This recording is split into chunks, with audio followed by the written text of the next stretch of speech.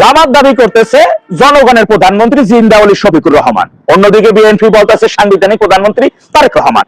এই কথা হই না জামাত তেলেবাগুনে সেটা গিয়ে বলতেছে জুলাই সনদ যদি বাস্তবায়ন করা না হয় তাহলে সাংবিধানিক প্রধানমন্ত্রী শেখ হাসিনা। অপরদিকে রাজাকারের বাচ্চার রেজওয়ানা সিদ্দিক এই ছবিটা প্রকাশ করে বলতেছে শিবিরের ফলাফল নাকি হ্যারে উপর্যুপরি ধর্ষণের অভিযোগ দিতেছে। সবাই খেলা আছে কোন লেভেলে চলতেছে, একেবারে সেই লেভেল আমাদের তো খালি শুনতেই দেখতে হবে।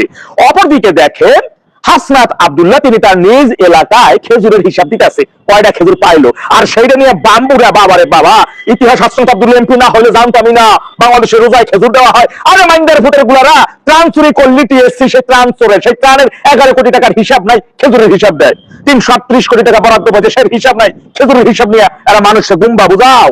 মানুষ কি বুঝে না? মানুষ কি ভয়কার দয়াকার অবশ্যই এটা। অপরদিকে নীলফামারী সৈয়দপুরের শহীদ তুলসিরাম সড়কের অগ্রণী ব্যাংকের লকার ভেঙে 45 কোটি টাকা লুট করে নিয়ে গেছে ব্যাংকের কর্মকর্তারা। তারা এখনো দাও তাদের খুঁজে পাওয়া যাচ্ছে না। আবার বাংলাদেশে 70 লক্ষ গ্রাহক ব্যাংকের যাদের বিভিন্ন অ্যামাউন্টের জামানত ব্যাংকে জমা রাখা আছে, তারা ব্যাংকে যাইতেছে টাকা চাইতেছে, কারো 60 লাখ 70 লাখ টাকা রাখা আছে, 5,000 টাকা চাইতেছে, সেটাও ব্যাংক কর্মকর্তা দিতেছে না, তাদের ঘাড় ধাক্কা দিয়ে বের করে দিতেছে।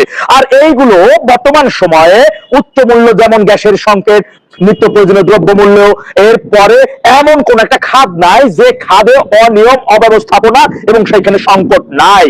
অর্থনৈতিক বলেন, গ্যাস বলেন, নিত্য প্রয়োজনীয় দ্রব্যমূল্য বলেন, খাবারের বিষয় সবকিছু মিলাইয়া আর এই সবগুলোর উপর অর্থাৎ জনগণের উপর একটা কালো চশমা দেওয়ার লক্ষ্যে মুসলেকা প্রধানমন্ত্রী তারেক রহমান 40 জন ব্যক্তিকে ফ্যামিলি কার্ড দিয়া তিনি সেটাকে খুব ফলাও ভাবে নিউজ করলেন কালী সুগানের আগেই হাতে হাতে ফ্যামিলি কার্ড। অথচ 2022 সালে 1 কোটি মানুষকে ফ্যামিলি কার্ডের সুবিধা দিয়েছিলেন বঙ্গবন্ধু কন্যা জননেত্রী শেখ হাসিনা। এবার শুনেন, মুসলেকা প্রধানমন্ত্রী তারেক রহমানের সরকার তারা যুক্তরাষ্ট্রের সাথে ডেভিল ইউনুসের করে যাওয়া চুক্তির মধ্যে কোনো ভুল দেখে নাই। রাশিয়া থেকে তেল কেনার জন্য যুক্তরাষ্ট্রের অনুমতি চাইলো বাংলাদেশ। বুঝলেন হেডলাইনটা? ভালো করে একটু দেখছেন। একটা স্বাধীন দেশ, সেই দেশ কোন দেশ থেকে কি কিনবে এর অনুমতি চাইলো সাম্রাজ্যবাদ যুক্তরাষ্ট্রের সাথে। গোলামী চুক্তির আর প্রমাণের অন্য কোনো কিছু বাকি আছে কিনা একটু আপনাদের কাছে প্রশ্ন করলাম, উত্তরটা দিয়ে যাইয়েন।